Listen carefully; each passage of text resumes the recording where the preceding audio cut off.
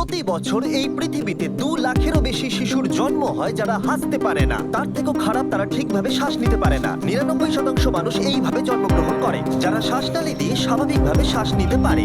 আর বাকি 1% মানুষ এইভাবে জন্ম নেয়, যাদের ঠোঁট বা তালু কাটা থাকে, যা বড় হওয়ার সাথে সাথে তাদের জীবনকে ক্ষতিগ্রস্ত করে তোলে। দরিদ্র অঞ্চলের লোকেদের বেশিরভাগেরই এই সমস্যা থেকে মুক্তি পাওয়ার কোনো উপায় নেই, যার অর্থ হলো হাজার হাজার মানুষ অপারেশনের কোনো সুযোগই পায় না, যার ফলে এরা বড় হয়ে খারাপ পথে গিয়ে সমাজ থেকে বিচ্ছিন্ন হয়ে পড়ে। কিন্তু একটা অর্গানাইজেশন গোটা পৃথিবী জুড়ে এই বিষয়ে একটা বড় পরিবর্তন আনতে মনস্থির করেছে। ইনি হলেন ক্যাথি। 40 বছর আগে আমাকে আর আমার হাজবেন্ডকে বলা হয়েছিল ফিলিপিনে যাওয়ার জন্য। আমরা একের পর এক সাইটে যাই আর আমরা সেখানে 300 জন বাচ্চাকে পাই যাদের ঠোঁট কাটা। আমরা ভেবে পাচ্ছিলাম না কি করব। আমাদের যা সম্ভব আমরা করেছি আর আমরা 40 জনকে তাদের চিকিৎসা দিতে পেরেছি। তাই আমরা যে কাজটা শুরু করেছি সেই কাজটা আমাদের শেষ করতেই হবে। এইভাবে অপারেশন স্মাইলের শুরুটা হয়েছিল এবং গত 40 বছর ধরে তারা 4 লাখেরও বেশি সফল অপারেশন করিয়েছে গোটা পৃথিবীর প্রায় 36টা দেশের রোগীদের। যাই হোক, মেক্সিকোতে এই বিষয়ে রোগীর সংখ্যা বৃদ্ধি পাচ্ছে এবং এই সমস্যার সমাধান করা কঠিন হয়ে পড়ছিল। তাই তারা আমাদের সাহায্য চায়। তাই ড্যারেন আর ড্যান মেক্সিকোর উদ্দেশ্যে বেরিয়ে পড়লো, যা ল্যাটিন ইতিহাস এবং সংস্কৃতির শহর। ওখানে পৌঁছেই ড্যারেন বিরল সুযোগ পেল উপর থেকে এই অবিশ্বাস্য শহরটিকে দেখার, কারণ সে ক্যাথিড্রালের বেল বাজানোর আমন্ত্রণ পেয়েছিল।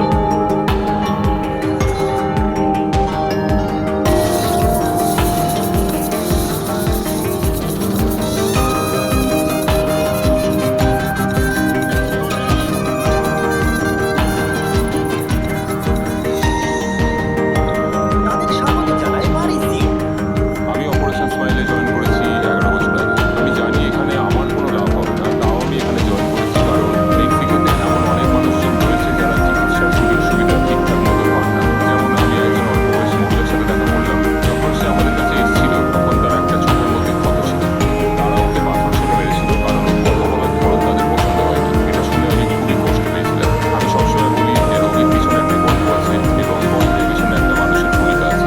আর এই সব কারণেই আমি মেক্সিকোতে নিজের জীবনে ছোট বড় সিদ্ধান্ত নিয়েছি। আমরা একটি অল্প বয়স্ক শিশুর সাথে দেখা করেছি। সে আমার জীবনে দেখা মিষ্টি বাচ্চাদের মধ্যে একজন, কিন্তু ওর মুখে একটা ভয়ানক বিকৃতি রয়েছে। এই শিশুটি খুব মিষ্টি, খুব ফুটফুটে, কিন্তু বড় হওয়ার সাথে সাথে সে এত ভয়ানক সমস্যার মুখোমুখি হবে সেটা জেনে আমার কষ্ট হচ্ছে। এই রোগীদের মধ্যে একজন ইমানুয়েল। 17 মাস আগে সে একটা ফাটা তালু নিয়ে জন্মগ্রহণ করেছিল। তার বাবা হলো জেরোনিমো, একজন সিঙ্গেল ফাদার যিনি চিয়াপাসের গ্রামীণ অঞ্চলে বসবাস করেন, যেখানে বাস করে তার পক্ষে চিকিৎসার খরচ চালানো এক প্রকার অসম্ভব, কারণ তার রোজগার একেবারেই যথেষ্ট নয়। তার মানে হলো তার একমাত্র আশা ছিল তাকে 17 ঘন্টা বাস যাত্রা করে পুয়েবলা পর্যন্ত গিয়ে তার ছেলের অপারেশনের জন্য নাম নথিভুক্ত করানো। আর নির্বাচিত না হলে তার ছেলের সুস্থ হবার এই শেষ সুযোগটাও সে হারিয়ে ফেলবে। আমরা যদি এই প্রোগ্রামগুলোর মধ্যে যে কোনো একটা দেখি তাহলে সেটার জনসংখ্যা দেখুন। 10টা বাচ্চা বা 2টো বাচ্চা নয়, প্রচুর বাচ্চা আর ফ্যামিলিরা রয়েছে। আপনারা এই ফ্যামিলিগুলো দেখবেন, এদের মুখ দেখবেন, কিন্তু যদি আপনারা নিচে দেখেন তাহলে দেখবেন কোনো যুদ্ধ নেই। তারা তাদের সন্তানের জন্য সবকিছু করতে পারে। এদের পিতামাতার কথা ভাবলেই আমার ভেতরটা যন্ত্রণায় ফেটে যাচ্ছে। এমন একটি শিশু যার সার্জারির প্রয়োজন, কিন্তু তার প্রয়োজনীয় অর্থ এনারা জোগাড় করতে পারেন না। আর যখন আমরা দেখলাম এই পরিবারগুলোর অবস্থা কতটা খারাপ ছিল, তখন আমরা সাহায্য করতে সিদ্ধান্ত নিলাম। তাই আমরা 100টারও বেশি অপারেশন করাবো বলে ঠিক করলাম। তাই পরের দিন স্ক্রিনিং কমপ্লিট করে নিয়ে সময় চলে এলো রোগী নির্বাচন করবার। জেরোনিমো খুবই চিন্তিত ছিল, কারণ সে নিশ্চিত ছিল না তার সন্তান নির্বাচিত হবে কিনা। আজ আমার জন্য খুবই ইমোশনাল একটা দিন। আমার পেছনে রোগীরা বসে আছে আর এবার সার্জারির অ্যানাউন্সমেন্ট হবে। তাদের শুধু এটুকুই বলা হবে যে তাদের জীবনটা পুরোপুরি বদলে যেতে চলেছে।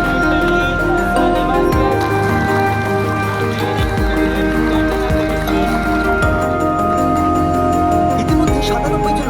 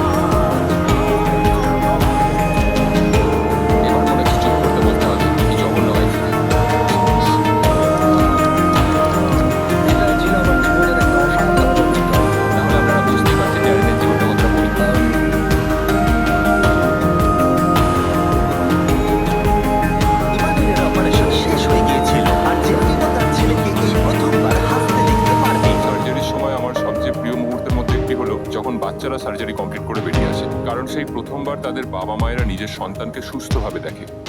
এটা এতটাই ইমোশনাল একটা মুহূর্ত, কারণ তাদের জীবনটা পরিবর্তিত হয়, শুধু পেশেন্টের নয়, তাদের ফ্যামিলি, তাদের সোসাইটিরও। আমাদের পেশেন্টরা সেই সুযোগটা পায় যাতে তারা নর্মাল লাইফে ফিরে আসতে পারে। এই চিকিৎসার ফলে এই সমস্ত শিশুদের ভবিষ্যতের একটা বড় বাধা দূর হলো এবং এই অপারেশনের পাশাপাশি অপারেশন স্মাইল তাদের সমস্ত রোগীদের বিনামূল্যে স্পিচ এবং ভোকাল থেরাপির সুযোগ দেবে। এভাবে তারা স্বাভাবিকভাবে কথা বলতে শিখবে। আমাদের কাছে আরেকটা সারপ্রাইজ এখনো আছে। ক্যাথি আমাদের একজন নার্সিং স্টুডেন্টের সাথে দেখা করায়, ফার্নান্ডা, যাকে অপারেশন স্মাইল 17 বছর আগে অপারেশন করিয়েছিল। আমার নার্সিং করার কারণ হচ্ছে আমি আমার মতো বাচ্চাদেরকে সাহায্য করতে চাই। তুমি যখন বাড়িতে যাবে তোমার পরিবারকে বলো তোমার আর অর্থ সাহায্যের প্রয়োজন নেই। আমরা তোমাকে ফুল স্কলারশিপ দেব এবং তোমার নার্সিং স্কুলের সমস্ত খরচ আমরাই দেব এবং আশা করব যে তুমি একজন খুব ভালো নার্স হবে। ধন্যবাদ। অনেক ধন্যবাদ। ড্যান, একবার এদিকে এসো, দেখো এই মানুষটাকে। যদি তোমরা সাবস্ক্রাইব না করো তাহলে এক্ষুনি কেঁদে ফেলবে। চিন্তা করো না, সাবস্ক্রাইব করবে। হ্যাঁ, এবার ভিডিওটা শেষ করো।